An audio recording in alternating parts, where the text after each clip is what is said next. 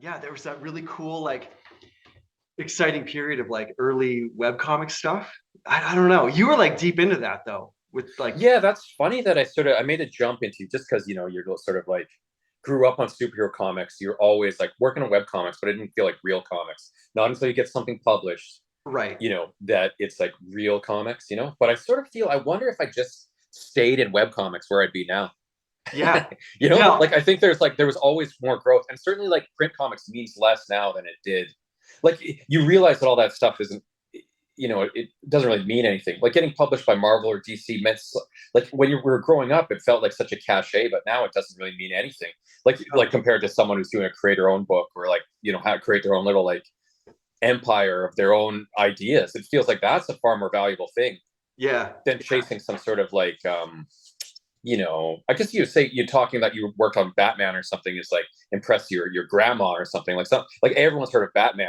And when you say you're working on your own thing, it's like, but again, who Yeah. cares what normies think, or like anyone, like about what the idea is of like the value of the company you're working for. Right, right. Anyway, All I'm thinking right now, I'm totally going to derail everything. All I'm thinking is, have you played New God of War? not yet, dude. Uh, Because but I okay, wanted to, and I know I enough gotta, about it that you can talk a little about it, but like okay. gotta stay spoiler I free. just got to finish my thought because right now the way the light's hitting your face, Yeah, it's like it's perfect. It's like Kratos. like if you want to take your shirt off, and like just put on like a deep voice, that would be awesome. Yeah. But anyway, Boy, yeah, it was funny boy. because my wife, we have this thing like she's like sometimes ginger, like sometimes red haired, and it was like smaller than me, whereas she was like if I go as Kratos for Halloween, it's like who can she be? And she's like, I'll be a Atreus, and it's like, what? That's sick. Yeah, yeah. It's kind She's of like, that's perverse. But I've yeah. thought about it. And I keep the beard around too. I was like, gonna like every time growing a giant beard, you're like always like, should I shave it? But then there's new God of War coming out. And it's Yeah. like you got to It looks keep good. rolling it. Also, I mean, it's winter, right? You shouldn't shave after Yeah, what yeah. Halloween. So yeah, no, it's all I good. like the Santa hat too. By the way, I was gonna say I don't know if we talked about this last time, but I'm big on this. Celebrate Christmas. Get Yeah, it man. going. Like get all the pomp. Get all the like lights in the tree and then the Oh, for sure. Santa hats. I'm so into it. Our place is just like Christmas exploded, and yeah, I'm the weird guy in the small town that walks around in a Santa hat, like walking to work. Good man. I Yeah, yeah. like that. Oh, and yeah, housekeeping. Spirit of Yule. Speaking of Christmas, look at that nice segue. See, we were Yeah, meant to yeah. do this stuff. It's like perfect segue. Spirit of Yule, pick it up. Orders ship out in like 24 hours. It's zinging. I want to say off the shelves, but it's not really on shelves. You got to buy it online. But yeah, link will be below in the description. That's a great story too, where it's like it's almost exactly the kind of stuff I love about Christmas, or like Yule, going back to like the Yeah, origins of the whole holiday and like seeing how deep it lies. Like, yeah. I think that stuff's great. I know it's almost the deeper you get into it, the more fun it feels. And even it's like dark. I think there's a good YouTube reading of it online. Is that right? There's like The Spirit of adaptations. Yule thing. Yeah, yeah. Was there? Yeah, yeah. The guy who, I mean, it kind of just started like it was so weird. I had a bit of time and I thought, you know what, I want to do like a Christmas video type thing. And so I reached out to this guy named Thomas Rousel who has this really cool like I don't know, it's like he delves into a lot of like ancient history and paganism and this kind of stuff. Cool. Really, really cool guy. And so I reached out to him and I was like, hey, let's do like a Yuletide kind of story, like a Dickensian type thing. And so he came up with this story. And then the day I started working on it, I fell down the stairs and I shattered my spine. Like no shit. Whoa. Yeah, and I was in. That's like when I broke my back. I was in the hospital for like a bit, and I got anyway. It was weird. It was bad. That's when I decided that like I'm gonna go full keto and like regenerate myself. Anyway, long story, but yeah. So I ended up like finishing it. I still got it done before Christmas though, which is pretty crazy. Like I still like somehow like was like able to kind of get it done. And anyway, so I turned that into a book basically. And yeah, it's cool. I thought that it would be smart to have like an annual type thing that like every year, you got, I shouldn't like, I feel like kind of weird saying this now because it's like you're saying it to potential customers, but it's true. Having an annual thing to like sell, right? Where it's like, Yes, dude. Well, that's why bands always do Christmas albums. It's like yeah, a perennial, and that's good. I like it about it. It's like why we watch the same Christmas movies every year. yeah, It's because exactly. they're evergreen. That's exactly it. Yeah. So it's kind of like with the YouTube thing too, like I really wish I had more time because I would definitely do like annual Halloween stuff. Like I did a thing with like Dagon and the Raven or whatever. But yeah, this just it takes so much time and I got too much on my plate. But speaking of Christmas movies, really quick, I watched a really slightly sappy but quite nice Christmas movie called The Man Who Invented Christmas. Have you Cool. seen Yeah. that? I haven't. I haven't. It's Tell got me the all one. about it. It's got the one dude from Downton Abbey, and anyway, it's quite good. Oh, I think I know what you're talking about with It's the guy, the quite dad, the Lord Grantham, right? right. Yeah, it's quite squishy, you know. Like, but I don't know. I thought that Yeah. was kind of sweet as far as like Christmas movies go. Anyway. The wife and I went down a rabbit hole of Hallmark movies. Did I tell you about this? Oh no. It's interesting, man. This is like a whole segue about talking about Christmas shit. What, man? The Hallmark movies, it's like, I thought they'd be fun. You know, like when you're sort of like experimenting, maybe this is also a creative thing, but like playing with the idea of screenplays, working on screenplays. And the easiest Yeah. genres to work in would probably be horror, because horror is allowed to be awful. Yeah. And these rom-coms is a genre also awful in generally. Yeah. If it gets too good, it stops becoming a rom-com. And in my mind, I thought Hallmark movies would be like the apex form of like the worst, like the most easy. Yes. You could watch it, get the formula, and easily whip one out, and be good practice for writing a screenplay. But the Yeah. funny thing is, it's like they operate there. There's more to them than I thought. Like they're not just bad rom-coms. They're sort of like operate in this Christmas world reality. Yeah. Super. I think most of them like that. What was that, like real squishy, like the like almost saccharine, like too sweet, but intentionally, like almost so good, like the reverse of horror, where instead of horror is trying to make you feel like frightened or anxiety, these Yeah. movies are like comfort, like down to there's not even an antagonist in most of them. You know, Yeah. it's like the conflict is so minor, and the reasons for the couple being separated are so nonsensical. It's just like pure feel good. Yeah. It's interesting, and it was so maybe harder to approach. I thought I could approach them if I was going to work on one very easily, but maybe there's more to it. I got to do more research. But there's only so many of those you can watch in a row before you get like You know what I'm thinking of right driven now? mad. When you mention like Hallmark movies and rom-coms and the whole you know what separates the characters, it's usually the case of like there's the guy, like the small town, it's always a small town girl, right? And then there's like the guy who goes off to the city, becomes a lawyer, and then he's like has to return to the hometown for Christmas, and then like he reunites with the ex-girlfriend from high school who's now Yeah, except the 3 genders kids. are reversed mostly. Like it's mostly a lady lawyer going back and meeting the Well, now it would small be. town hunk. Yeah, yeah. I think in most of the ones I've seen, because they're Okay. directed for women. You know what I'm saying? Like you wouldn't have a Right. male protagonist. Yeah, You yeah, only yeah. have a female protagonist in most of these. You know what And movie? there's probably some examples here, but Oh, you know. I'm thinking Just Friends. Like, you know, Yes, but Just Friends crosses over into yeah, that's more of a straight comedy or it's a rom exactly com. that formula, though. Oh, it is. It's Yeah. exactly a Hallmark movie formula. However, somehow it's it's super funny. Like I still laugh watching that movie. It's really good. Just Friends, if the audience, if anyone's like wondering what that movie is, it's a Ryan Reynolds Christmas movie, but we both talk about it and we all know it because we're up from Saskatchewan, both of us originally, and they filmed that in Saskatchewan. So it's sort of got way more. Are you I was in it. Well, I got cut. I was in it, but this is a funny story too. I was like, yeah, I got some stories about that one. I was working at a restaurant at the time and they needed a bartender. They came in and I got a job on the movie as a bartender, but they were hiring anyone. I don't think I was the guy they wanted, first of all. I was like, you know, they probably wanted like someone handsomer or whatever, more movie or TV friendly. But anyway, I could bartend, which was good. Probably looks good on camera. So I was in Just Friends briefly. Oh, and I seen right with Ryan Reynolds, like up close. That was kind of neat. He seemed like a nice guy, like friendly enough. But my scene got cut. My ear's in it. But my buddy Jeff is in the background of that scene, and I could see him every time. It's very funny. But anyway, so I was in the scene. So I was a little above like a regular extra because I had a face to face with Ryan Reynolds, at least, even though I wasn't in the movie. Right. And this is the story where it's like we're walking from, you know, where you're getting your free snacks or whatever it's called when you get the food when you're an extra. And Ryan Reynolds and the director walked by, and I can't remember who the director was. Maybe some guy who does these comedies. And he said something, and I ignored him. Ryan Reynolds said something to me, like maybe it was like, "Oh, good shooters." But I kept walking. I ignored him. And then like halfway down the hallway, I turned around and said, "Whoa, wait, were you talking to me?" And then both Ryan Reynolds and the director turn around to look at me and just break out laughing. laughing at me like I'm an idiot. And that's when I became enemies with Ryan Reynolds.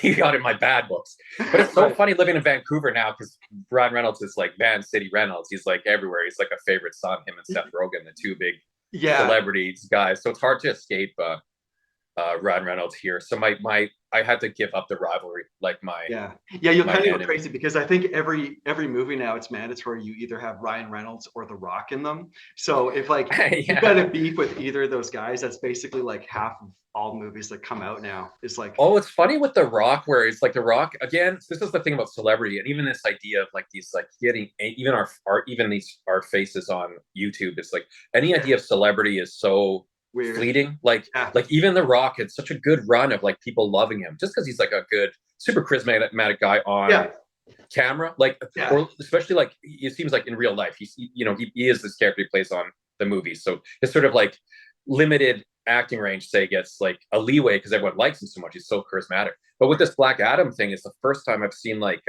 some like turning the internet has turned on him a bit. Like giving him a hard time about like the how the movie did or whatever.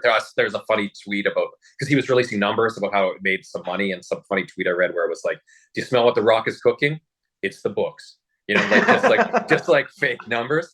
But I've never seen that. The Rock has always been just like a favorite. But I guess that's the thing. I think it's like oversaturation at a certain point too, and maybe that's the whole thing with celebrity. Like I just think about like man, we haven't even talked about like this whole thing was like I'm gonna interview Owen and talk about comics, and like we haven't even like touched on got like two words into like webcomics and then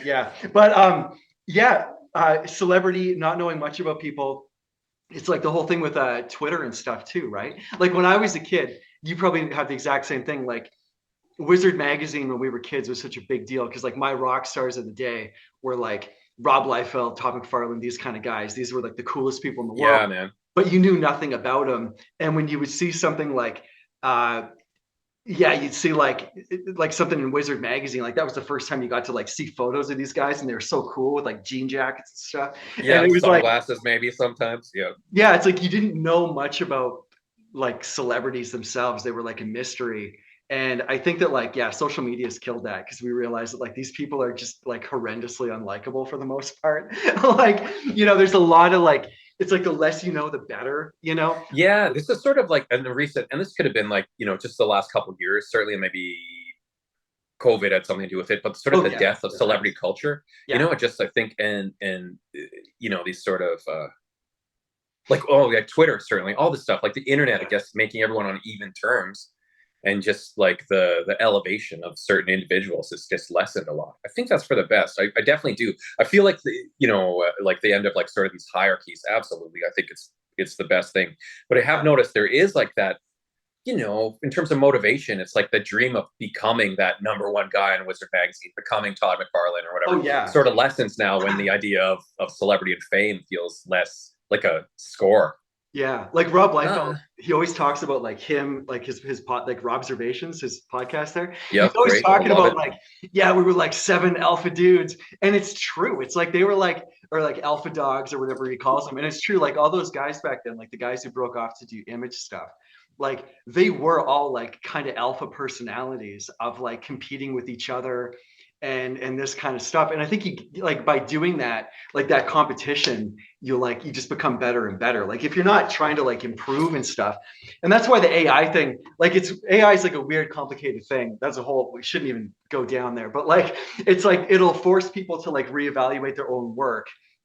And I just think like Rob Liefeld is AI proof. Like Todd McFarlane is totally AI proof, like there's no way that you can just like capture the flaws because their work is like there's so many like screw ups in their work when you look at it now, like the Rob Liefeld thing where he's got like cable, like his left arm will be like a mechanical arm, and then like but he'll like each panel he'll like move it around. But that's very AI in a way, like AI actually like the no consistency, like that's a very AI thing.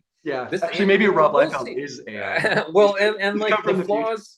like AI's got its own flaws, you know, like too many Yeah. fingers at this stage right now. We'll see Yeah. where it goes. But you are Bad, right. bad composition. Like, But it definitely takes you, like, you know, try to rethink of those things, like what makes art human, and try and focus on those things. Looking at yeah. what AI can do, and then trying to see the holes in like what does, and maybe it does mean going a little more, getting worse. You know, Yeah. not trying to Oh, get totally. perfection. If computers can be perfect, then maybe Yeah. it does create a space for going back to something a little more loose and rough and human, flawed in that specific human way. Absolutely. Like, Dogman, you know, we were talking about YA, those like simplified yeah. YA books where Yeah. the art is so clean, and I'm sure AI could emulate it, but it wouldn't be any easier than just doing it yourself, like almost working Right. with stick figures. Yeah. Something there. Yeah, there is. And I think it's like this whole thing. Like, I feel like comics themselves are slightly AI proof in a way, because it's like, okay, you can make like a static image, but at the same time, there's so much, not that there can't be infinite complexity with AI, but there's so many choices made along the way about how you like tell the story, and the directing that you do along the way with like camera positions and all this kind of stuff, that it's like getting the AI to like know how to tell, like how to do sequential art, you know. And I think, I mean, it can probably be done, because you shouldn't ever say never, because you just like dump a bunch of movies into it, you know, and Yeah. then there you go. So yeah, I've it's a seen some weird. okay AI comics so far where they're mostly work as like sort of narrative. But here's the thing with AI, as it stands now, again, stuff changes so rapidly, but you can't really do specific images. You kind of get what you get, you know? Yeah. So if they're doing like Batman punching the Joker, you'll get a Batman punching the Joker and it'll probably look good, but it won't be the exact shot that you want, and maybe not the best for the storytelling. Yeah. You know, like if you want certain things in the background, certain like comics, you have control. It's like being a director as an artist, you know, and we control everything in the environment and having Yeah. full control. Yeah. And giving some of that up to the AI is like they'll never get every little thing, I think, No. like that control. And that's Yeah. like giving that's the thing, that's that interesting thing about, like, the AI is fun and it'll create images, but it still feels like their images. It feels like the AI's images. It's not your image. Yeah. Even if you inputted as much things as you want, but it's still not completely yours. And there's something in that too, that's where it's like we beat the AI. It's like there's having the full vision created, yeah, not the AI's vision. yeah. And I think that there's still that thing where if it's kind of like you're like, art should be more than a bunch of like pretty pictures on the feed, right? And Yeah. it's like we're so used to just like, you know, on Instagram, and just this feed of like pretty pictures, right? But I feel like in a way, maybe I'm cynical, but like I've worked in like some game stuff, and I think a lot of like concept art with video games especially is really samey. Like it's Yeah. really it really at this point could be AI, because everything is just like, everybody's just like taking bits from everybody else. It's like, we want a bit of this and a bit of this, mash it together and do that. And it's like, well, you can just get AI and just like plug it in and be done with it. But like, as far as having like open world procedurally generated AI stuff for like open world games and stuff, that's amazing. Like, because you can have, I mean, theoretically, you could have like just infinite open world type stuff that's AI generated. You don't need modelers and all this kind of jazz for everything. You could just have like AI. Yeah, and I think that's the That's exciting kind of thing. cool. It's like the idea that someone, like a very small team, could essentially create a Yeah. AAA game. Like the Yeah. idea that like a solo dev creating a AAA game Yeah. is very exciting. Totally. Yeah. So there's you know, like on that aspects of it, it's very thrilling. Right. So when you were doing web comics, just like totally. You know, great. Perfect. So yeah, because I okay, so in around 2008, I got bit by the webcomic bug. You were like way deep into it and famous. As far as Famous. Yeah. Webcomic famous. You were making a living, were you not? Ish, but again, Saskatchewan living, for like not living as and bacheloring it probably. It was like, you know, I got by enough, but I don't think it was a living as far as most. I live pretty minimalist, you know. I'm like, that's the art lifestyle, is like creating a, like living like a bare bones. Living like a minimalist is a good way to go if you're going to be an artist, I always thought. So. But you were But yeah, still. so say I was doing all right. Like I got Yeah. getting by on web comics only. Sure, let's say that for a window. Yeah, that which is pretty amazing. So what were the biggest ones that you were doing at the time? There was like Sore Thumbs.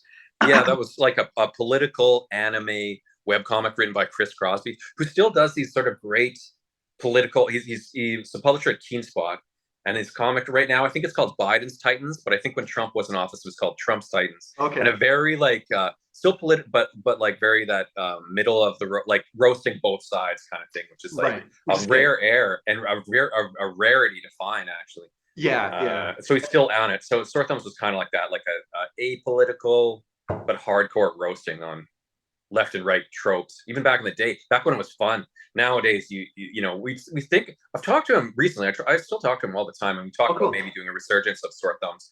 And it's like it's tough. It's almost like we would set it in the '90s. Would we set it in a different time period? Just because it's like it's just a different landscape now, Yeah. and one that I don't know if I even want to dabble in. But Yeah, there's some stuff that you just don't want to touch it. It's just like, yeah, it's a very different thing. Like I feel like back then with like the web comic stuff, like I came to it so late in the game, but even coming to it late, uh, I yeah, I really regret not keeping like 1 foot really seriously, like doing that because I think a lot of the people like I was listening to a lot of this podcast called like Webcomics Weekly with like Brad Geiger, and cool. do you remember that? Did you ever listen to that back in the day? It was I'm like, aware of it, but I never did listen to it. No. okay, like I would listen to these guys all the time, like while I worked and stuff, because it would kind of get me pumped and make me, get me jazzed for like doing what I was doing and all that.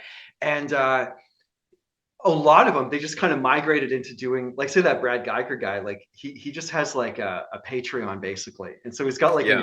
adult version of his comic and a Patreon, and I think he's making like, I mean, I could be totally wrong, but I think he's probably making like serious bank. Yeah, that's what I've heard. These webcomics guys, a lot of these dudes, like, and you see their work that goes viral all the time. Like, there's oh man, I can't remember all the names. I know Adam Tots is one. There's a lot of other dudes. They're all escaping me right now. But guys that do regular work, and I think that's like they're all comics artists that are really making it. And it's like it's their own stuff too. Yeah. Ownership and making a lot more money than certainly anyone in print, like the average people working in the mainstream industry. So how did you cross over? So you were doing Sore Thumbs. You also did what, Last Blood? Oh, yeah, Last Blood, yes, which was like a sort of another comic with Bobby Crosby that was Chris Crosby's brother about vampires versus zombies. Great concept. Yeah. Oh yeah, like where the vampires have to protect the last humans on the planet from the zombie horde. Great concept, very good. Yeah. But it was very much made to be a movie pitch. I was frustrated to work on that one just as a thing because it was like framed as like every shot had to be like camera, like like the Bobby was like picturing everything as like from the camera's perspective. So you couldn't really comic book it up, everything had to be like a shoulder, like these shots of like, like almost like storyboarding a low budget movie in a way, which is a nuts thing to do, or brilliant. I don't know. Like the guy's very smart and definitely probably knows what he's doing on that thing. But as an artist, it was always very frustrating, although a cool project too. Well, and that was a pretty big hit as well. You can't do your best work because I mean, I kind of know what it's like to work with somebody who thinks that they're a movie director, and that what you need as an artist is them to be over your shoulder, telling you how they imagined everything. And it's like, this is not at all how you get good work. And you know what I mean? It's like, if you can get storyboards out of that, like working like, and you've done storyboard work, of course. Oh yeah, like, yeah. It's car commercials, storyboards for the stuff, and it's very much you have to do what is ready for the camera. You're trying to create something like it's just the in between. But with comics, it's the final. You're creating the final image, so it's like you should, it's a different thing. When I was doing I did boards for like one of the funnest, like most challenging, like board jobs I had was doing like Avengers Assemble, which is like a pretty shit like the Avengers cartoon, right? Like it's just it's crap. But anyway, it was super fun to work on, like because it was really like the bar was insanely high. Like there was a lot of like it was pretty brutal, but at the same time, like the script would just be like they fight, and then you got to fill up like you got to do all the choreography, but like you get to come up with all this stuff. It's like, Yeah, I was always jealous that you had that job. Not jealous, but I've always thought it was a very good way to learn oh some my God, yeah. skills, like just in terms of action choreography. A lot of like my favorite comics artists have worked in like animation storyboards. I think it was like Eric Canetti say like those like dynamic page layouts and like hitting some angles that are like, whoa, how did you even think of that? It's like I think a lot of animation storyboards probably Oh, help absolutely. Yeah, that learn like hone those skills. huge like level up thing. And like also it's the guys that you're working with like I don't know, on that there was like 5 or 6 other guys and like they're all really good. So you gotta bring it and everyone's kind of Yeah, competing that's because dope, man. you have like the reviews and you're in like the boardroom and you got like the Disney guy on call or whatever and you're going through the boards. And so like you want them when they get to like your stuff, you want to like blow them away a little bit, right? Like you want to like have some kick-ass choreography and some kick-ass stuff, even though the end result is just a pile of shit because it's like it's just garbage in the end. Everything the characters are saying is dumb, but it like art wise, like or development wise, it was good. It, like, but then again, it's also like you've done so much stuff. Like the output level with doing web comics is like that too. It's like you're kind of like it's that Oh yeah, but I've guessed time. too also Like without having not having an editor, not having like someone to look over the things. Some pages got real rough, you know? yeah, I remember in the early days of Sore Thumbs, I used to like work. Oh no, yeah, sure. I was working at a restaurant at the same time, waiting tables, boozing and partying. I don't drink anymore. Back in those young days, being like a and just like sometimes getting hammered and then just like whipping out this week's episode, you know, oh, like I thought you were gonna just say whipping up scribbles. stick, but yeah, okay, No, go. no, no, no. Just drawing the issue with it, whipping out the schlong and just drawing the comic with it. But like just like the level of quality. It's but going back to that studio thing, not to like switch the thing back to the animation, but it Yeah. is fun to hear about working in a studio with other people Oh, dude. that Yeah, are it's fun. good. I think Yeah. that's like that going back to that thing about that competition with the wizard, you know, those early image guys where it was like honestly trying to one up each other. And I think that's really neat. Like say like you know, okay, going back to the image guys, you got like Silvestri, who's like probably the most talented pure draftsman of the Yeah. crew. You know, like Yeah. he came up on Buscema. You know, he's like he had some old school fundamentals that the other guys just didn't have. But so Yeah. it's sort of like chasing these other guys like Liefeld, who maybe like was way more born on like pure energy, like kind of jumped in super young, kind of like riffing on Art Adams and Michael Golden and Todd McFarlane. You know, and it's like. But then he's like competing with Silvestri and he's like kind of up his game in a way that like in a new like just anyway that competition I do think there's something there and like Oh, working in a studio going back to that idea is like literally looking at other people's stuff in the room and wanting to I haven't had that in a while, man. That feeling of like wanting to crank your game compete. up. Yeah. Yeah.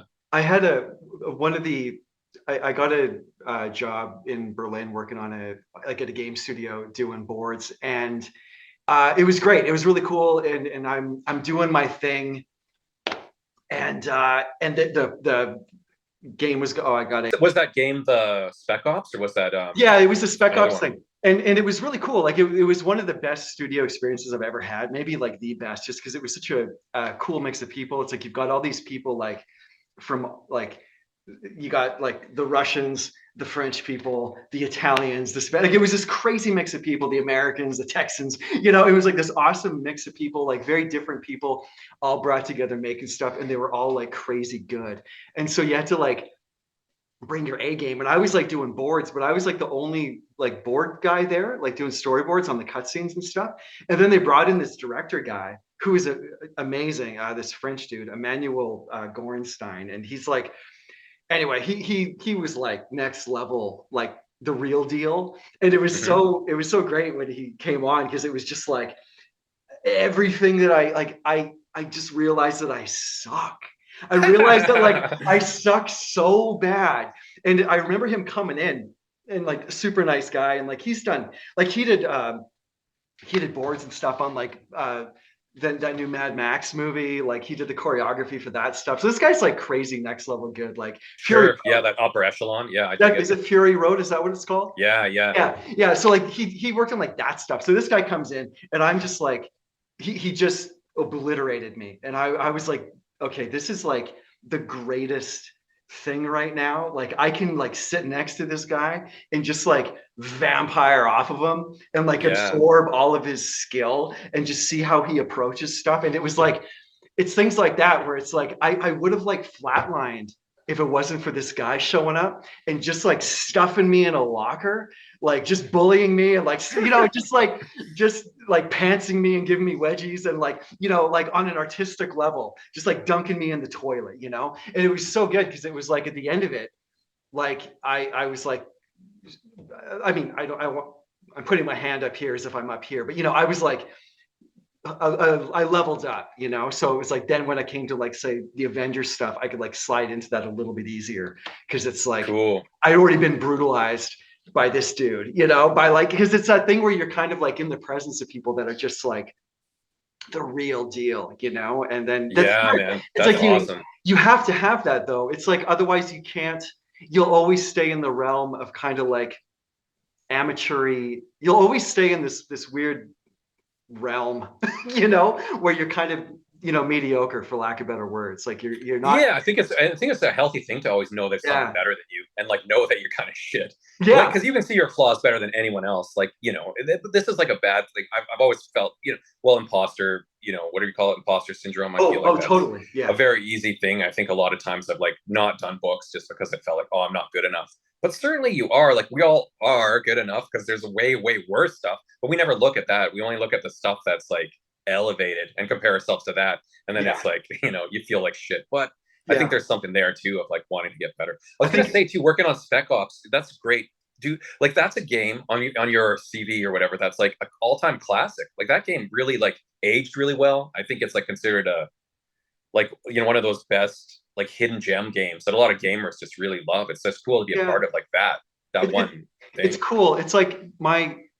Yeah, it's all right. Like I mean, yeah, like absolutely cool. Like awesome experience. Loved working on it. Loved it. Like everybody I worked with is so cool. It was just like Germans, like the best like office type.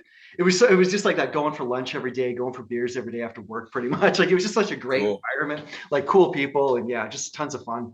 Um, I didn't find that in Canada at all. Like coming back to Canada, it's like God, everyone's so like yeah, nobody's so fun. Just it wasn't the Was same that in vibe. Vancouver? It could Yeah. specifically be a Oh, it Vancouver was thing. Vancouver, man. Yeah. Like just, yeah. Not, I mean, I like Vancouver to a degree, but like that environment was very different. It was very like cold and also like when I moved back to Canada after like being away for like a decade, it was like what happened? Everybody, I'll just say everyone became very sensitive, I guess. The humor that people were using when I was in Germany would have gotten you in a lot of trouble. Let's just say, Yeah, that's right. And yeah, I was just kind of like, this is a bummer. But yeah, where was I going? Yeah, the Spec Ops thing. It's kind of funny. It's like you have these little flagship sort of things in your life where it's like, okay, yeah, I did this thing and that's cool, and like, and especially with comics, it's like it's so much work. It's like so few and far between when you get stuff that's like part of that catalog of your life. And but like my wife, for instance, like she like did like special effects and all this kind of stuff. And it's like in like 2 years, like you take like a year of her work or 2 years of her work, it's just like it's insane, like the number of things on her resume. It's like you got like Saw, It, Star Trek, The Boys, like all this stuff. And it's like just in a couple of years, you've got like all this like crazy resume. And then you look at like comics guys, and it's like you've only got like a half a dozen books in you or something, unless you're like one of these weird legend people that just has Right. cranking stuff I out. guess you feel a little more involved, like that it's more yours, I guess. Yeah. Like say, when you're just one part of a bigger machine, hard to feel the same amount of ownership, but I still think you should. I think Yeah. people forget. I think a lot of people work on these things. Like, well, my brother works at Sony. ImageWorks, Sony ImageWorks, yes, Okay. Sony, of course, it's called. So, and he worked on the Spider-Man movie, the Spider-Verse, Yeah. which a lot of people love. That's a great one, and I I think it's I like freaking it's like a loved. work. I loved Yeah, the Spider-Verse. Yeah, I loved it. yeah, a lot most artists do. I think because it's very like art forward, Yeah. which is very cool. And I Yeah. think even just that alone, but he works on so many movies. Of course, he's on everything. But just being involved in something like that's like a real maybe game changer is like great. Like Yeah. that's good, and be proud of that. Yeah. Yeah, I guess that's the kind of a thing about like bringing up Spec Ops is just being proud of these things that you worked on because you sometimes forget because it just becomes work. Yeah, Uh, I guess so. I guess the other thing too is that like it's much like comics are much more personal. Like, you know, because there's you have a crew of like hundreds of people or something like this on a thing, whereas comics are like way more intimate. Like, okay, you've done after okay, so when you face at a web comics, you started working at Image, right? yeah, that's right. I got a job on a Liefeld book. It was Right. Evangeline. Was that my first book? I can't remember, man. It's like a blur. Nice, you got an That's issue. it. That's dope, dude. Right on. How cool is that? You got a Rob Liefeld cover, and then you got there you are. Yeah, very, Yes. very Hey, was cool. that the issue that you were on too? Did you get that one? Yeah, yeah. I mean, I had Nice. to get the one that Of course. but And you're you killed it. You were like again. Well, this is maybe getting too far into it, but dude, your designs like okay, feel everyone in there was like the four horsemen of the apocalypse. We were out like deadlines. This is the thing about monthly comics, so short. I didn't have a chance to design them at all. Just gave it to you to do. You came up with these dope ass designs, and then I got to use them later. It's like that's what's fun of the collaboration of comics. I think is like yeah. that Well, organic playing how with other many people's stuff. how many issues did you do of this? I forget, man. There's only so many published. Like maybe it got published up to 8, but we did a Okay. couple more because we started running it as a web comic because there was like sort of a crossover, Right. So and how then we many were just running them online. So I think I maybe got up to 12, but I can't be sure. at It's all blur. how many pages per issue? Like 16 or 20? 20. We were doing 20, I Okay. believe. So 20 times you did 200 and some pages of Evangeline. Yeah, I think that sounds about right. That's insane. That was a super fun book to work on too because it was pure fan, written by Mark Colton. So I met Mark Colton on the Rob Liefeld web board. This is how we got the gig. It was like we were just like on it. And again, same thing as you, as we're sort of getting burnt out from comics. Oh, I did some stuff for Arcana. It's like a indie Canadian independent publisher, and Okay. some kind of fun stuff. Something called Cade, something called I forget. Right. And it ties back into the Rob Liefeld podcast that you're interested in, that you got getting you fired up about comics. This Yeah. is all related because at the time, at the era of comics, I was like trying to break in, say, but the art style had moved to this super realism, like kind of maybe post Brian Hitch into this like Alex Mayleave, you know, when people were doing sort of like, oh yeah, like almost photocopies of city backgrounds and stuff. It was Yeah. like everything was hyper realistic, and that was the trend. And I was trying to figure that out, trying to do it, you know, to try and break in.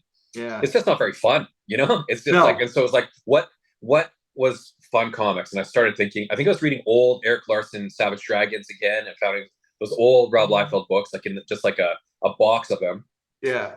that I had, and it was just like this shit was what made me love comics. Like this is the fun stuff. And then I went to the Rob Liefeld posting board because I don't know if Rob was publishing anything at that time. I think he was like out of Image at that time. I'm not sure what he was working on, but just going there and like just talking, hanging out with like other like-minded Liefeld fans that were like into this sort of like old school 90s bombastic comic art, and it just got me fired up again because it felt doable and fun, just that fun Yeah. style. Totally. Anyway, I met this writer on there, Mark Bolton, who was on the Liefeld boards, and he still publishes work. He's a big success now with his self-publishing too. Another guy with a lot of success, which is great. Works with John Malin on the Graveyard Shift books. Oh yeah, yeah, yeah. Mm-hmm. Where was I with that? Man, yeah, John Malin's another like 90s throwback dude. Like I mean that in the best possible way. Like that. And so he was on that board too. So he was there. Like-minded guys of like just like dudes that were like, knew what they liked. And it wasn't trendy at the time, but it was like the fun stuff. Try to get back to like those like the things that we loved growing up. So. Unapologetic high. Unapologetic. Yeah. That's right.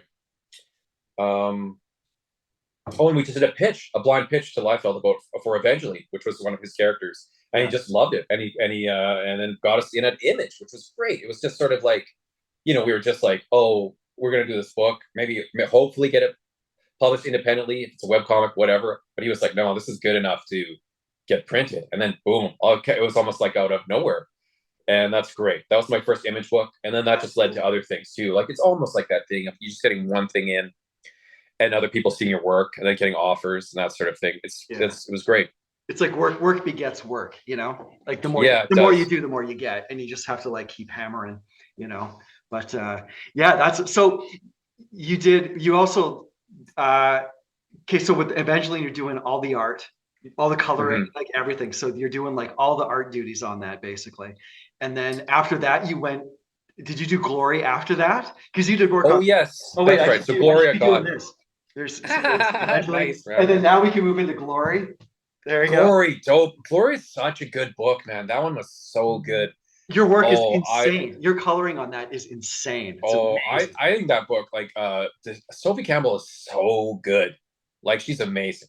And Joe Keating's so great too. This is a writer too, super underrated. Like, he should be a huge star. Um, within. But again, these guys, I think, real artists too much of his own man in some ways. Like, doesn't want Right. to do Yeah. the conform to like certain sort of like things, but good, better for it. Yeah. So I love working on Glory. So that one again, coloring that book, and coloring. This is the thing. Going up to Manifest Destiny, which is the book I'm on at Skybound that I just wrapped. Yeah, great, thanks, man. You're good at this. You're good at this.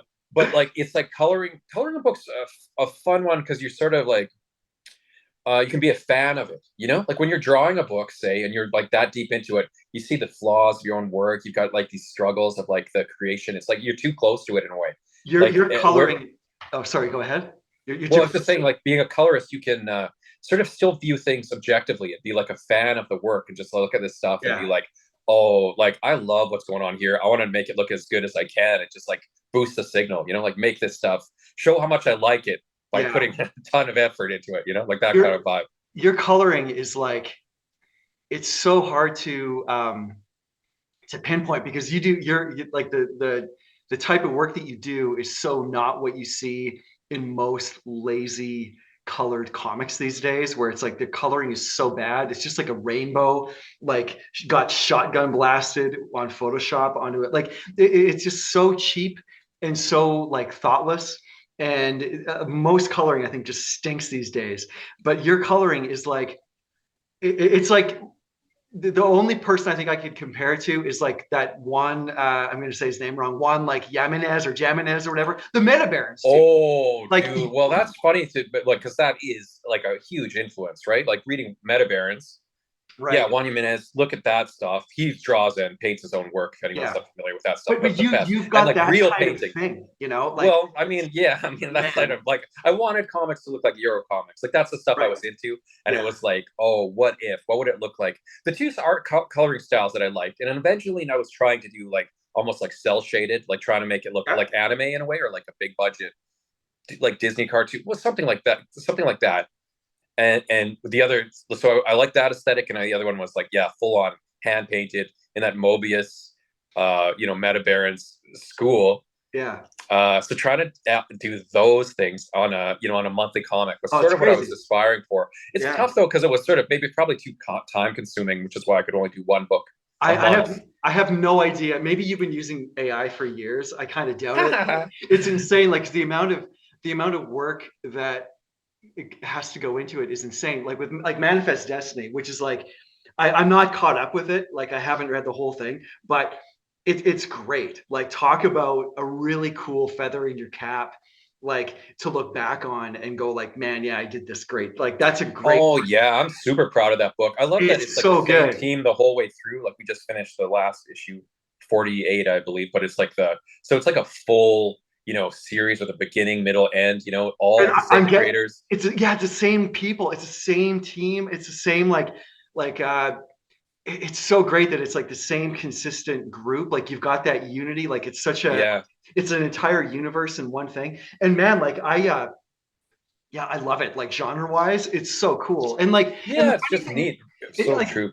I love how like it's such a good comic. Like it's an actual comic. It's not like most stuff now, which is like oh man, yeah, listen to me like shitting on stuff. But there's a like, I mean, like let's just be honest. Like most books now are like Netflix pitches, right? And they suck. Sure, I think there's They, 100% truth to they that. Yeah. suck shit. And they're Netflix pitches, and you read it, and you're kind of like, it's just like like this is just a pitch for a show, And you can tell like there's no it's kind of like this thing where you do a comic and people like say something like, well, one day maybe it'll get made into a movie. It's like, why? It's a comic. It's better.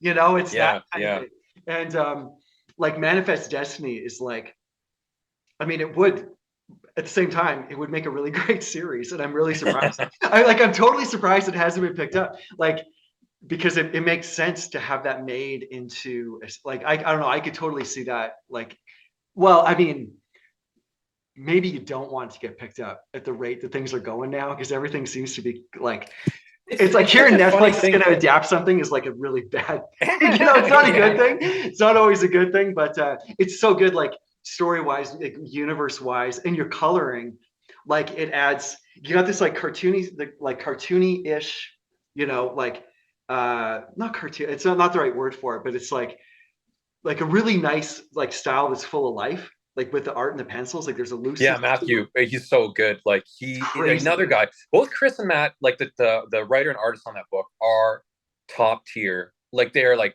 two of the best working Yeah. in the mainstream industry, but also maybe like under the radar, just because being on the same book for so long, it's sort of like you sort of you don't get the mainstream coverage maybe. Yeah. But I don't know anyone that's better than those two dudes. But your coloring on it is so, it's so perfect for it, like for the project, because it's just, I mean, it, like the setting that it takes place in, it's just like it's had like it needs an organic feel to it because it's like it's muddy and dirty and grassy and mossy, Yeah, and cool. like that's perfectly complementary to your coloring, because like when you get lost in the coloring just because it feels like it's teeming with life, and instead of just having like a gradient thrown in there, it's like, oh no, there's like, this is like being like, it's so like bursting with like organic energy that it just like, it's so complimentary to the work itself that yeah, it's, you Thanks, just man. That's stare a at it, great man. compliment. Thank you. I guess It's I did crazy. want to. I was striving for like I something that love it. looked almost like timeless. Like maybe it could have been a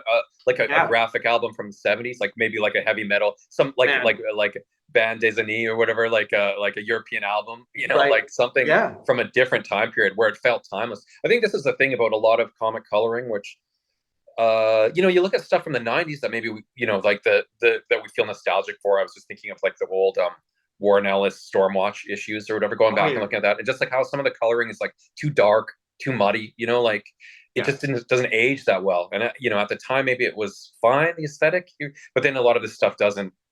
You sort of think if it were just colored in flats, or maybe it was you know, like just different approaches. But it wasn't, and not to say anything disparaging about that colorist. I'm sure they're great, but the aesthetic at the time, like just like the way Yeah. things work, and trying to go for a more timelessness approach is probably a good way to go with colors.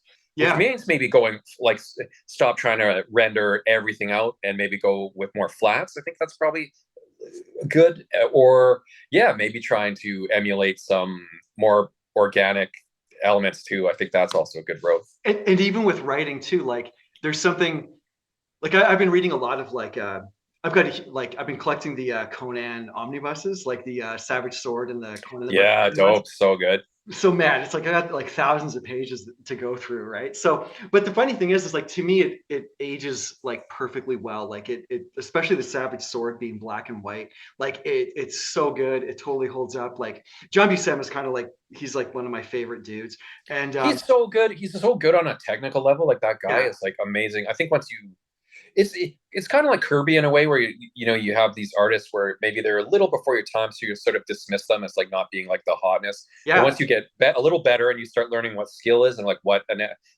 these things, then you go back and you look at these guys and like what you yeah, know. I yeah. was just looking at some Joe Kubert the other day. I was like, what? It's just too good. Like It's some of this insane. stuff. It's like Yeah. some. It's funny. Buscema though, amazing, an all timer. Yeah, and it holds up, and it like it's like I also love like Prince Valiant, like Hal Foster stuff. It's just mind Oh, blowing. well, how like Prince Valiant, I would say to anyone who has never read a Prince Valiant, they have those Yeah. great hardcover collections, and Oh, it's it's unreal. nuts. It's It's crazy. nuts. It's so bonkers. Yeah. Yeah. Like the only stuff that I really religiously buy, like kind of to collect, are like these Conan omnibuses and the Prince Valiant. I think it's from Drawn and Quarterly. I'm not sure, but those. So I've got like a big and Hellboy, the Hellboy felt cloth collections too. But yeah, like that. It's like those are my kind of the things that I allow myself to. Oh, I can see some Hal Foster in your Oh man, I wish. Hannibal pages, man. I think I could see the layout, like the how wide you're going with the camera and like how many people are in it and like that. Oh yeah, It's yeah, like aspiring to that is nuts, man. I'd be like, no, no, yeah. too tough. And you feel No, like no and you way. just feel like a fraud because like you just pick it up and then you look at like you just flip to any random like Hal Foster page and you're like, okay, I'm done. Like this is just Yeah, like pre God. It's like Photoshop, God you tier know, type stuff. like no Photoshop, no Holy SketchUp, no shit, Unreal Engine, no cheats. no Everything's done cheats. like a Yeah, lot of photo ref probably, but also and models, yeah, you know, in that Frazetta style, like actually having like people you're taking photos of. But yeah. outside of that, no, there's It's no crazy. smoke and mirrors. Oh, you Yeah. know what's another one on that like of that era that's will blow your mind too is old Dan Dare. Have you ever read any of those? No. It's like a UK, like a British paper. It's probably maybe the equivalent to Hal Foster, Okay. but in the British papers, Dan it's Dare. trippy too.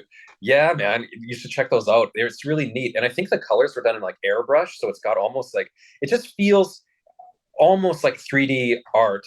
But then you look at it, it's like there's no this is predates any computer stuff. How did they even do it? Like you're so used to using computers now that it's almost Oh, hard to wrap your brain around oh, totally. how people used to do it. Yeah, like just drawing normally is like it's like it's so weird. Like I instinctively want to like undo, undo, undo. You know, it's so weird. Like even my brain sometimes, like I'll do like regular activities throughout the day. Like I'll go to like cut something or like sauce, like just I'll do like just a generic like task, like and then I'll be like, oh man, undo. Wait, I'm cutting cheese. What you can't undo that. It's so like it's just like your brain is reformatted. Oh, But that's so funny. but the I guess that's time was another thing about the AI though, is like maybe going back to like hand like working on actual paper, like doing more of that, exactly like painting on paper. But yeah I'm excited to that concept. Like I kind of want to do it, but I also am scared. I'm just so used to using a computer for yeah, exactly. The not having an undo. yeah Yikes. yeah. Like I with the Hannibal stuff, I do like all the pencils, like I do the layouts and the pencils on the computer, and then I print them out, and then I ink it on paper. And What so, size are you working? oh, huge! They're like it's like probably 18 by 24 or something, like whatever it is. I don't know. Awesome. They're That's like they're so huge cool, though. dude. Yeah, That's because like that great like European style. Like that's really then neat, man. I went to San Diego Comic Con in like 2008, and I saw Kent Williams. I saw a whole bunch Oh, of I love Ken Williams. Ken I Williams saw is so good. yeah, and I saw his originals, and they were gigantic, and it just Oh, like neat. it completely blew my mind that you could just work gigantic. And it's like, of course you can. Why not? Yeah. Like, well, of course you can work huge.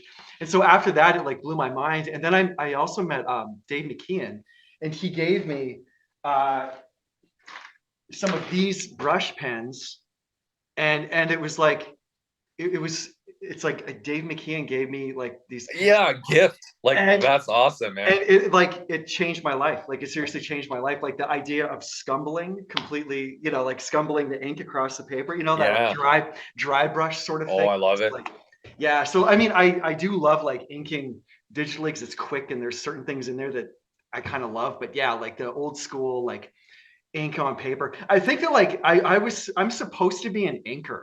I'm not supposed to be like a drawer guy. I'm supposed to be like an inker, I think. In another time, In another world, yeah, if it right. was Where the inkers 80s, were elevated, like where they were just as important as the penciler, yeah, like an embellisher, like these guys that are like so good. yeah.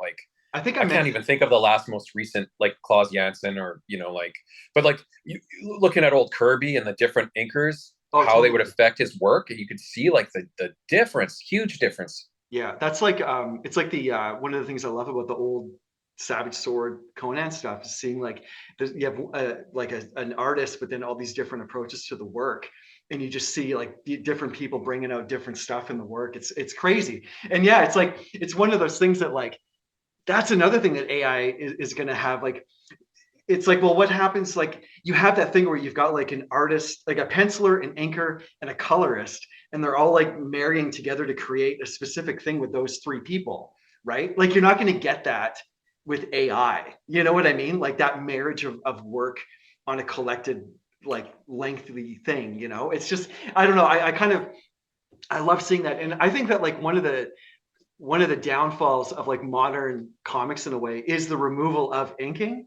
because you kind Yeah. of just have this like rough, sketchy, banging it out. Like I don't think people are getting paid all that much. People are rushed. You've got like it's a Or different stuff kind that looks too clean. I think a lot of times it's or just it's looks too too clean. clean, too digital, like too, Yeah. that's clearly a SketchUp car.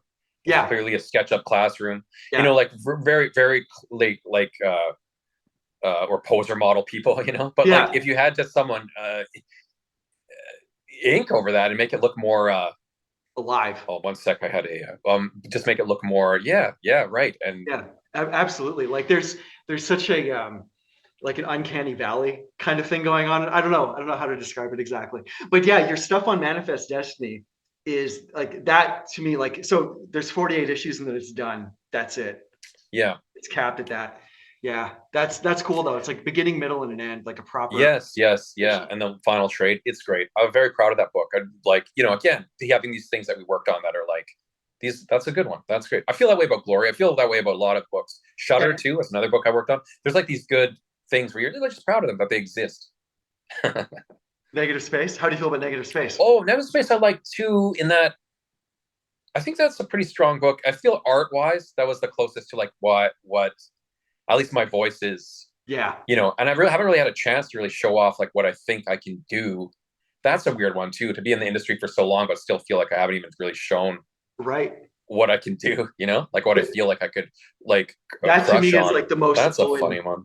That's the most Yeah. Owen book though. Like if I were to like think of like what's if you were to show somebody, if I was to be like, hey, this is Owen's work, I would say like, Negative Space, because it's like, Yeah, I think somewhere between that and like maybe some of the better issues of Evangeline. Oh, like Raccoons. I forgot I worked on Raccoons. oh The yeah, most shit, famous right, book I yeah, ever worked on. yeah, no, Just yeah, escaped my mind. That's so funny, hey? Isn't that a weird one? Like where it's like as an artist or like a creator, you're sort of like so dismissive of your own work in a way. yeah, I've yeah, sort of been thinking this past year, like just finishing up Manifest, it got me thinking again about like, what have I worked on? What are these things? And you kind of go back and you forget you even worked on these things. And you're yeah. like, whoa, that's pretty cool.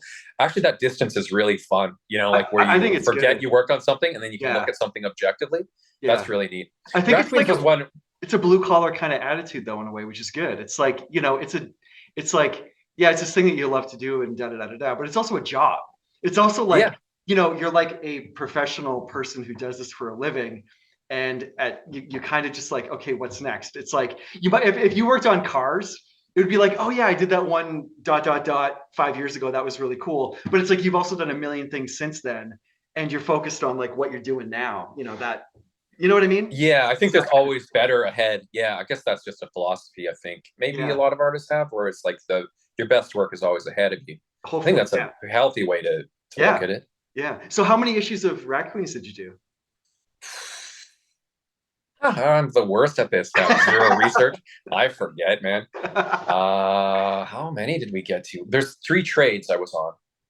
3 trades, so that's like That's a lot. 5 issues, at least 15 issues. Yeah, Sorry, that's man. crazy. I should be Man, better at that. Anyway, Raccoons is great. I love working with Curtis. Curtis is one of my best friends. cool. That was dope. It's tough working on a book though that's sort of got its own already built-in thing. Yeah, yeah, Like you that come would in and be it's like already something. That's pretty tough.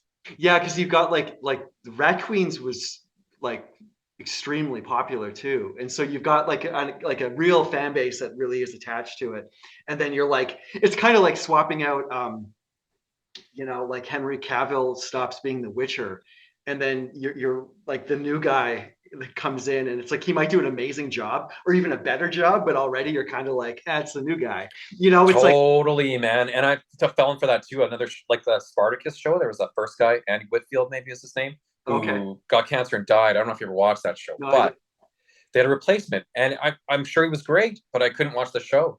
yeah, I just was like, I couldn't do it. Like these sort of things where it was like, you like who you like, and then you yeah. can't really give someone else a new chance. Did It's you a tough one. did you feel like that guy on Rat Queen? Not really, man. Okay, Not really. I was just happy to be there all the yeah, time, man. It's like a gift. It was like a real like treasure to get a space on a book that people like and yeah, that's popular. So that's dope, and it was fun, and like working with Curtis's buddy again, so there was never a feeling of Right. Although again, it's tough because there's other people that like other artists, and truly like in the Rock created the art and those characters, like the first artist on the book, and it's like there's so much there, and what people like about the book was what he did, and then so everyone that followed was sort of like never as good, and I think that was like a reality. It's tricky too, because if you have one artist designing these characters, they're designing them for what they do best. It's like they're kind of playing, like they're creating the sandbox, but it's like, they're going to highlight, like they're going to create stuff that they feel like works best with the way they draw, and then when somebody else takes that, they're kind of like, I'd rather do this, but you kind of maybe can't because you're in somebody else's sandbox to a certain degree. Oh, I see this all the time. It's funny watching what I mean? like shows even too, like when you get a new writer, like we're watching King of the Hill right now, which is great. Okay. Right on. It's funny we're hitting these like seasons though where Mike Judge sort of steps out, like he just becomes more of a producer and a voice guy, and then you can sort of see like some of the characters acting maybe out of character. Like these sort of ideas like where you don't know the characters as well because you want to do your own thing. Like you see it all the time in lots of examples when someone else when maybe the creator leaves the show and other people take on, and it could still be good, but it's never quite the same thing. Like, because only the creators know deeply, like have that, like the Bible in their head, have that, like what would a character do? What would they not do? Yeah. But I think still like with your work, you're like, you can totally dip into that, like really playful fantasy type thing. Like that sort of, yeah, man. Fantasy is the best genre to work in. It really is. It's like, that's like your world, man. Like, especially like that playful, like, I mean, like childlike in the best of ways, like that really fun, high energy kind of stuff. That's like, I don't know. Like, it's sort of funny because with you, it's like on one hand, like if there's ever like Alien versus Predator type comic, like you should absolutely be on that. Like something that's like full of gore and like a Lovecraftian thing, 100% get Owen on it. I do like the monsters. That's sort of like, I guess I used to love doing gore too. Maybe I still do. It's still pretty fun to draw, of course. I always thought horror comics would be the best thing. But then again, maybe I do lean a little too cartoony, which is like, I guess I'm trying to think of like my favorite horror comics. Junji Ito kind of runs a little cartoony, and he's the best at horror. Umezo, all the manga guys. When you start thinking about that, it's like, oh yeah, maybe a little cartooniness in horror is it's good. Yeah. Where it's good. Yeah. Yeah, for sure. So you did with Rat Queens then. So did you do Negative Space after Rat Queens? No, that was before Rat Queens. Oh, okay. Just before. Yeah. Okay. And that was with Dark Horse, and I loved working there. That was really fun. I worked with I can't remember anyone's names or anything right now. It's on the spot. This is so funny when you see these interviews with things where people forget the basics, and it's like, how could you forget the basics? That's so silly. But it's funny when you're in an interview, sometimes your brain just goes empty. Yeah. Anyway, I liked everyone who I worked with at Dark Horse. Like, I think the editor was great, and Michael Chabon, I think his name was, and Daniel Chabon. Anyway, like super nice guy, and it was good working with like editors. I think that's another thing in comics too, is good editors. This is a thing to talk about, where it's like, I wonder, like a discerning editors that like bring out the best in the work. Right. I wonder, have you ever worked with any editors that you've really liked? I'm thinking of like the most recent project that I wrapped up while I was waiting for the Hannibal script to be done. Man, I feel like the editing, like the editing was already done before I even got to it, Like, I feel like because the script was already locked in place and all this kind of stuff. And so there was very little like, I don't know. Yeah, so maybe not. But I feel like a good editor can bring out the best, and like this, like call you out when something's not right, or help you. I do think that's like a thing that could be pretty good. Yeah. But I don't know if that's the case in a lot of mainstream books anymore. I think like editors are maybe less hands-on. I would think that most of the editing would happen in the writing rather than like, because I think that's the biggest it's kind of like, if you have like, it's the scaffolding of this thing that you're making. It's all like the bones of it are going to be the script, and so that needs to be like solid. If that's and that's maybe the best, where they would do the most work. An editor at that stage, right? The bone stage, less with the art. And I, at the same time too, I do think artists should be able to run free as possible. Yeah. That would be, but also like a, you know, an editor setting that up would be good too. Yeah. Yeah. When you did like Negative Space, for instance, like did you do layouts and then did they have to approve the layouts Oh or how no, did that work? no. Yeah, how did that work? I think this is the thing with like, you know, monthly comics or like trying to keep these deadlines. You don't have time for that stuff. It's just like Oh do it. man, that sounds Just amazing. do it. Yeah. Yeah, yeah, Right yeah, yeah. on. Yeah. Yeah, none of that. So no approval of layouts. Oh, that's great. So it's just like, see that, okay, that's the thing. Like, that's what I was wondering, like when you were talking about like editors and this kind of thing, like the way, like with this Silverwing book that's coming out next year, like that, like I did all the layouts, like the entire book. So the whole book is done, all laid out. So they could like kind of see my plan. And in that, they can kind of see the art direction, I guess, that I want to take it. And then I guess there were some changes here and there, and then it was kind of like, yeah, go ahead and do it and finish it. And it was like, Oh, that seems like an okay way to work. That seems pretty good, especially with a it, graphic novel. yeah, You know, like even if we were, I was thinking if I was like writing my own, I would probably work that way. You know, like just write it out, lay it out, and then like once it gets an approval, then yeah, get in and put as much work as you want into it. But it's yeah, yours at that point, you know. yeah. And I was really lucky with like the Silverwing thing because they were very just like do what you want. You know, like at the very, very beginning, there was some like that, a little bit like this much back and forth with character design, but like this much, you know, and it was like, it was kind of like, yeah, just go nuts, you know, which was Oh, your great. pages in that look so good, man. It's like I guess it's sort of like, you know, I don't want to say it's like my favorite work of yours, but it looks dope, man. I just, how did you decide on that aesthetic? Were you like just getting Steve, that right combo of cartoony and sort of like a bit some horror tinges too? It's like cool and stylish, kind of like underground comics art too. It looks like a good combo. It seems cooler. Again, okay, here's another thing too about like working for something, like working for an audience, and you sort of like, I always have this thing of like give them what they want or what you think they want versus like just what is cool, maybe, you know? yeah, I was thinking like in my head, I was like, it's like an animal story. So I was thinking, like Watership Down or something like this. And I wanted kind of Yeah, like a so little bit, cool. I wanted like a little bit of spookiness and a little bit of like weirdness to it. But it's kind of like, yeah, like just think about like 9-year olds and try and do something cool if that's possible, rather than like what I think is cool. Because what I think is cool probably isn't, you know? So it's kind of like, Yeah. it's like thinking about like do it for the audience, not for me, you know, that kind of thing. And also like efficiency, like the coloring. Like I colored the whole thing in like 3 months, which I Oh, probably nice. like it's like 210 pages. And like I just like I'd never colored something that fast before. So part of it was just like efficiency. But to be like at the end of the day though, like the weird thing is the coloring on that is like the best coloring I've ever done. And I was doing like 4 or 5 pages a day.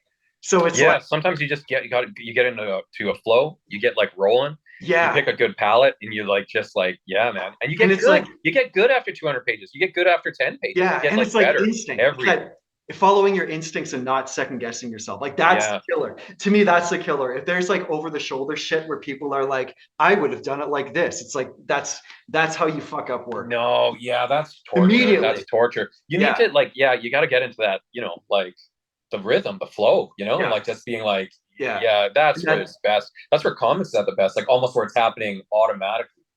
Oh, I love that feeling. yeah. Yeah. It's rare, but like if you can get it, it's so good. Yeah. So the with Negative Space, that was 4 issues. There's no trade, which sucks. They're There absolutely is a trade. There is a there trade. is. It is, Oh, yeah. There is. oh, okay, Yeah. nice. Okay, I'm wrong then. Okay, there is. I was looking for a trade, but Again, like a low selling dark horse one, probably harder to find, but you can get it. okay, It cool. exists.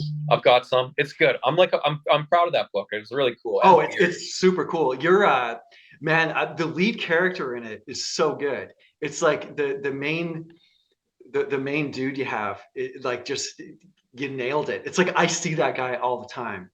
Yeah, I was You know like, what I you mean? know, Like like it's a just a very regular looking dude within a realm, you know, like yeah, and just an underrepresented yeah. character. Yeah, it's like I see that guy all the time. It's like when I go to the comic shop that's like 4 hours that way, I see that guy. You know, it's like yeah, it's like yeah. There's a very particular thing that you nailed there really, really well. And it's Yeah, a I think if like doing my own art again, I'd like to like get characters that look different. I think this is a issue, especially in mainstream yeah, publishing comics, is sort of same face. You know, you've got yeah, this sort of like Same. everyone looks the same. You know, and a lot of times these superheroes, they all do look the same. Like Especially they like just have when different hair, but you know. you mentioned like the photoreal stuff, and it's like, yeah, there was like that whole period where like I felt like all these artists just had like a giant stack of Maxim magazines by their drawing table, kind of like this. It was like all the women and like, Well, yeah, well, there's like famously like Greg Land gets ripped oh, on all that's the the time guy. for his like Yeah, for like just photo referencing. But again, Greg Land is also in a way like this is kind of like Weifeld, where like people he becomes like a easy target, you know, for like yeah, people to roast. But if you actually did the work, he like there's a lot of skill there. There's like a lot of skill in what he does, like to yeah, make that stuff work. It's almost like harder. I was saying like my one thing about Greg Land is like that it's almost harder. Like it's easier to just draw it than it is to like reference everything out, yeah, like to find. But once you have the aesthetic of that, like you know, of you're drawing one face, you got to make everything look like it fits. It's yeah. actually quite difficult, I think. Like it's specific style. So I guess I'm sort of like as it goes on, you know, like I think that guy needs to be reevaluated in a way. Like I think he's got his Right. own style. It's like if everything looked like that, I think it would hurt a lot. And there Yeah, you know people trying to riff on it, but at least his stuff feels like it's got a flavor. I think like you can yeah, tell his work specifically. And if yeah. it's a bunch of Maxim models, it's like more power to him. I don't Yeah, know. exactly. Yeah, I don't think it's necessarily a bad thing because it's like it's kind of like, I mean, one of the things that like makes manga look less interesting to me is that it all looks like it's a lot of samey going on. There's like that house universal style in a lot of ways that kind of like just seems really boring to me, even though like there's a lot that I really like. But Yeah, I mean, mangas runs all over the board. Like there's some great, but again, maybe it is like things in general where it's like that 90% sucks and that 10% is yeah, excellent, you know, or like like with 90% is like mediocre, and then like but that 10% is like so good, you know, and like you've got of course real artists working on yeah, things, and that doesn't feel the same.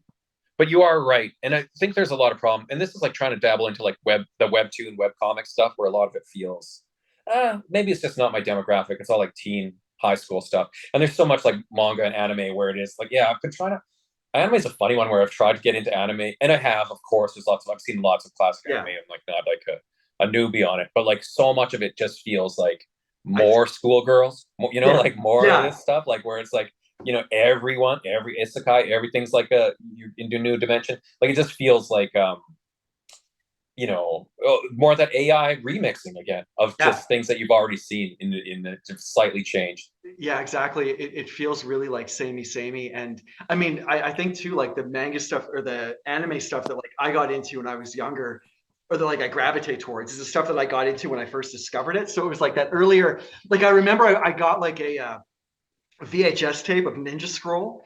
Oh, And Ninja Scroll's so good. yeah, and at the beginning of that, there was like this ad for other anime movies. And it was like the music was KMFDM. And I think it was like KMFDM Drug Against War or something like that. So it's got like Yeah, this yeah. like this awesome like kind of 90s industrial kind of thing going on, and like this cool heavy metal. And then it was like all these clips of like Vampire Hunter D and Devilman and Macross. Oh, Vampire Hunter D is like my fave, man. If I had to Yeah. like do one aesthetic, then it's like, geez, it's almost like, well, that second one was it called Bloodlust? There was like two Vampire Hunter D movies, Yeah. both awesome. But there was Yeah. the more recent one, which is like, it's just so good, Yeah. man. Yeah. Anyway, great, keep going. Oh What no, else is on I it? just I gravitate towards that. And it's like, or like Akira, Lensman, like kind of just Sure. older sort of things, right? And like I mean, Attack on Titan's cool. Like it's kind of a cool looking thing. Like I dig it, but a lot of it is just like it's a story about a guy and he's got a sword and he's stronger than everyone. And it's Yeah, like I don't know, like That's like kind of a, yeah, especially these long running ones, you know, where they sort of become like it's like it 2,000 does turn hours. into filler. It does turn into sort of like Yeah, you know, chasing its own tail. yeah, like Uh, 2,000 hours of some anime story coming of age tale about a young. yeah, Like no, like I'm never gonna watch that, or like life is way too short. Like yeah, like it just would not be gonna. better served as like a movie, maybe, or like just tighten it down into a single, like a little Yeah, shorter yeah, for a lot of this stuff. Yeah, I do love, and this is again nostalgia. This is a funny thing too about like weighing what is nostalgia vision versus what is actually good. But I do love that sort of like late 80s, 90s anime, like sort of yeah, like that gritty cyberpunk stuff. Yeah. like that's super violent, like your devil man, like all that cool stuff is like, and then wanting to do a project in that style is a real thing. But then you flip flop. It's like, who does that serve? Is that just that more of the nostalgia, which is sort of like detrimental, maybe? I don't know, but it sure That's is the thing. cool.